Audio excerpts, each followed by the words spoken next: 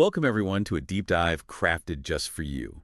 We're focusing today on something really vital, something lots of you ask about, Yeah, building your English vocabulary. that's right. It's a huge topic. It really is. So our mission, basically, is to cut through all the noise, and distill the most effective ways to expand your word bank. Turn all that info into clear, actionable insights. And we've got some excellent source material to work with. Excerpts from Mastering English Vocabulary, a comprehensive guide. It's genuinely packed with practical tips, solid reasons why things work, and even some engaging activities. Really useful for learners at any level. Yeah, that sounds like a great starting point. And what's really key here, I think, is that we're not just talking theory. No, absolutely not. We're breaking down how you can actually use these ideas right away, giving you, tangible steps, memorable examples from the guide itself, hopefully unlocking some new fluency and confidence. Exactly. That's the goal. So let's jump right into the core of it. Why does vocabulary actually matter so much? Okay, well, if you think about communication, the fundamentals. Vocabulary isn't just, a list of words. It's the bedrock, the absolute foundation. The bedrock, I like that. Yeah, imagine language is like, say, a building. Grammar gives you the structure, the blueprint, right? The rules. Mm-hmm. But the vocabulary, that's the actual material. The bricks, the steel, the wiring, the paint, all the specific bits. Right. You need the stuff to build with. Exactly. Without enough of those bits, even a perfect blueprint doesn't result in much of a building, does it? Or at least not a very detailed or useful one. That makes total sense. And you're spot on, I think. It's really empowering how having the right words can kind of bridge gaps, even if your grammar isn't, perfect yet. Absolutely. It allows for clarity. And beyond just being understood, think about confidence. Oh, huge. Having a richer vocabulary, it dramatically boosts your confidence. Yeah. Picture being in a conversation and actually having the precise word you need. Yes. To say exactly what you mean. That feeling, it's transformative. Yeah. It really is. It is. And you know what's even more profound, I think, is how vocabulary doesn't just help you communicate thoughts you already have. Interesting point. It actually gives you a voice for, feelings or experiences you couldn't quite name before. Yes, that's a very insightful way to put it. I remember so clearly the first time I really understood the word overwhelmed. Okay. Before that, I knew the feeling, that sort of crushing sense of too much going on, too much to handle. We all know that feeling. Right. But I didn't have that single perfect word for it. And then hearing overwhelmed and getting it is like a light bulb moment. Suddenly there's a label. It clicks. It totally click. And that's the real power, isn't it? Vocabulary genuinely gives you a voice and even a deeper understanding of yourself. Beautifully put. So with that kind of foundation laid, maybe we should explore some of these strategies for input, how you actually absorb new words. Yeah, let's do it. The guide highlights reading as, well, probably one of the easiest and most organic ways to grow your vocabulary. And this is where the fun part comes in, I think. You realize learning doesn't have to be, a chore. Exactly. You absolutely do not need to force yourself through boring textbooks. Read what interests you. Stories, news, blogs, recipes if you like cooking. Sports articles, whatever. Whatever. The key is that choice, that enjoyment. Hmm. If you're interested, you're naturally more engaged. And there's a kind of sweet spot the source mentions. Aim for material where you understand, say, about 70 to 80% of the words. Okay, why that specific range? Well, it means you can follow the main idea, you won't get totally lost or frustrated, but you'll still encounter enough new words naturally through context to actually learn something. Got it. Not too hard, not too easy. Precisely. And when you do find those new words, the guide suggests a really effective twist on just, writing them down. Oh, yeah. What's that? Don't just list the word. Jot it down, sure, but then immediately write a short sentence using it and make that sentence vivid, relatable to your life, maybe even a bit funny.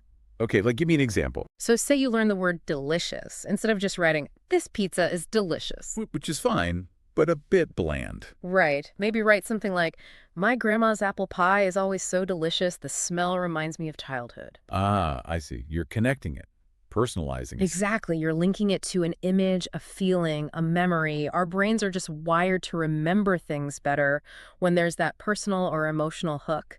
It makes the connection much stronger than a generic example. That makes a lot of sense. Active engagement, not just passive copying. That's the key. Now, another really powerful way to acquire words naturally is through listening. Right. Music, for instance. Music is fantastic. Think about it. Songs repeat words and phrases over and over. Correct. And the melody itself acts like an anchor, doesn't it? It helps those words stick in your memory, often with emotion attached. Yeah, definitely. And TV shows, nobody's. Excellent resource because they give you words in, well, real life situations. You get the context, the visuals. Mm-hmm. The source actually suggests maybe starting with English subtitles on so you see the spelling. Okay. But then as you get more comfortable, turn them off. Just focus on listening, tuning your ear. Good progression. Yeah. And, well, podcasts like this one. Absolutely. Podcasts are perfect for convenient listening practice, while you're doing other things. Cooking, cleaning, exercising, commuting. Exactly. You can integrate learning right into your daily routine almost effortlessly. And I guess hearing the same words pop up across different shows, different songs, different podcasts, that helps too. Oh, hugely. That's the cumulative effect. Hearing a word in various contexts from different voices, that repetition across diverse situations, it really reinforces it in your long-term memory much better than just seeing it once. Right. So input is great reading, listening, but just getting the words in isn't quite enough, is it? No, that's a really common mistake. People think, okay, I saw the word, I heard it, I got it. But our brains, they're designed to forget. It's natural. The forgetting curve, right. Exactly that. Cognitive scientists talk about the forgetting curve. So repetition, active review, it's not just helpful, it's absolutely critical if you want to strengthen those neural pathways and actually keep the words. Okay, but just repeating endlessly sounds tedious Yeah. and maybe not that effective. Right. And that's where the idea of spaced repetition comes in. It's actually a really smart way to work with your brain's natural forgetting process, not against it. Spaced repetition. Tell me more. So instead of just cramming, you review words at specific increasing intervals, like after one day, then maybe 3 days, then a week, then 2 weeks, and so on. Okay. Wider and wider gaps. Exactly. The idea is to catch the memory just before it fades completely. That active recall at the right moment forces your brain to strengthen the connection.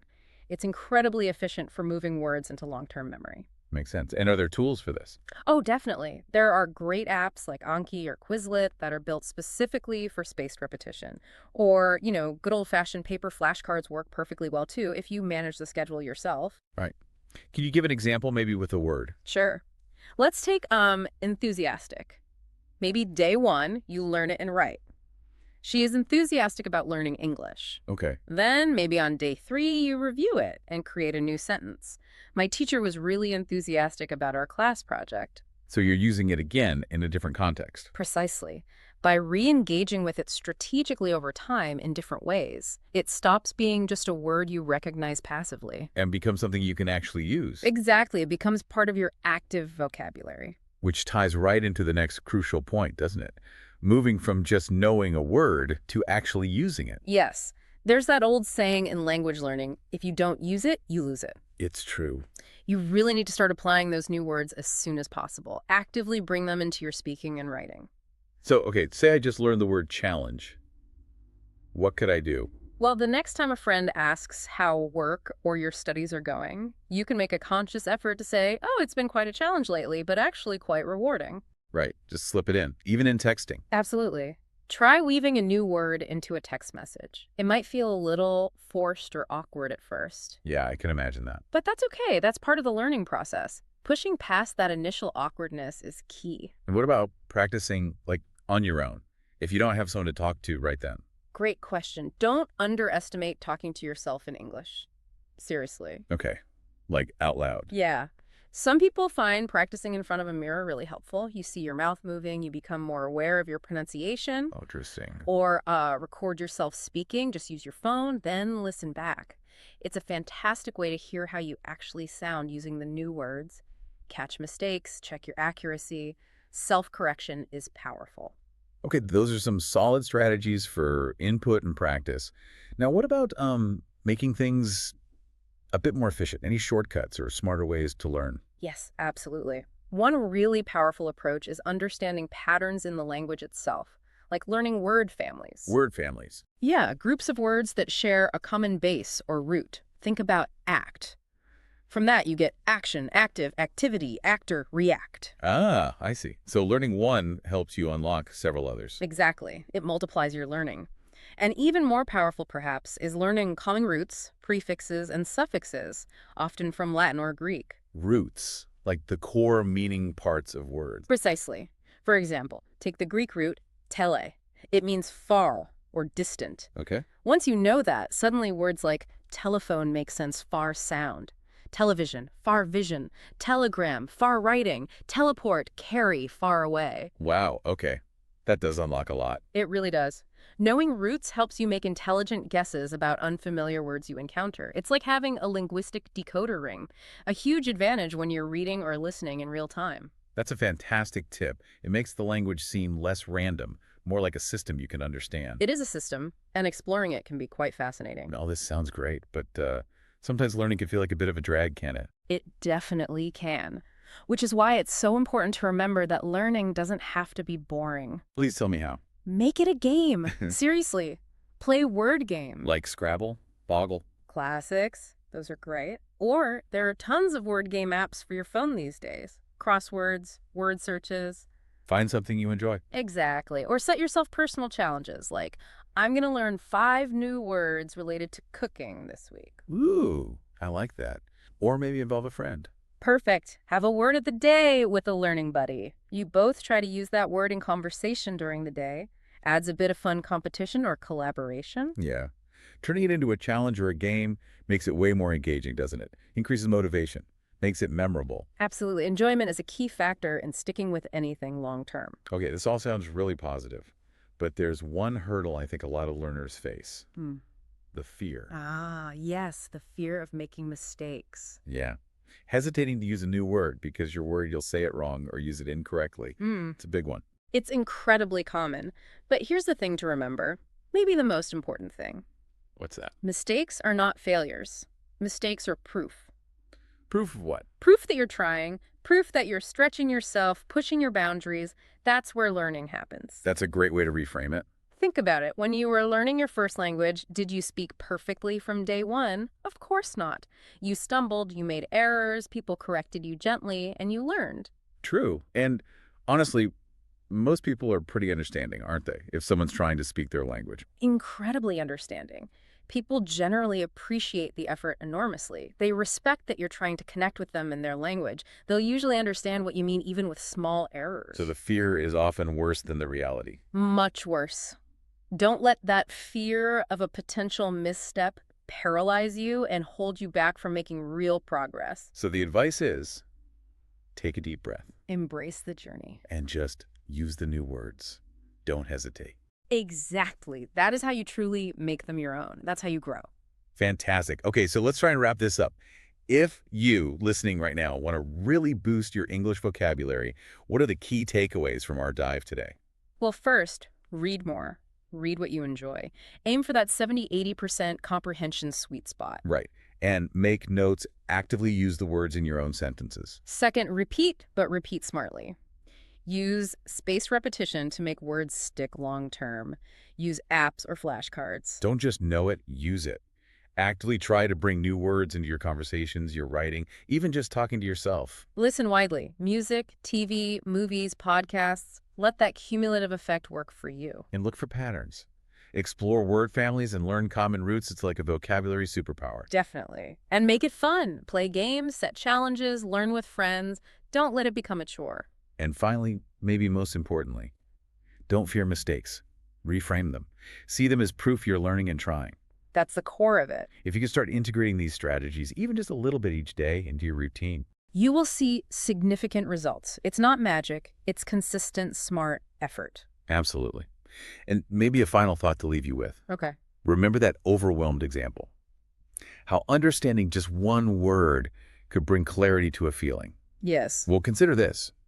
What new dimensions of thought, what new ways of seeing the world might open up for you when you systematically explore the connections between words? When you start seeing those roots and families? Interesting. How might diving deeper into the structure of language, not just collecting words, but understanding their relationships? How might that not just expand your vocabulary, but actually profoundly reshape how you perceive and understand everything around you, giving you sort of new lenses for reality? That's a powerful thought to end on. It's not just about more words, it's about deeper understanding. Exactly, Hmm. something to think about.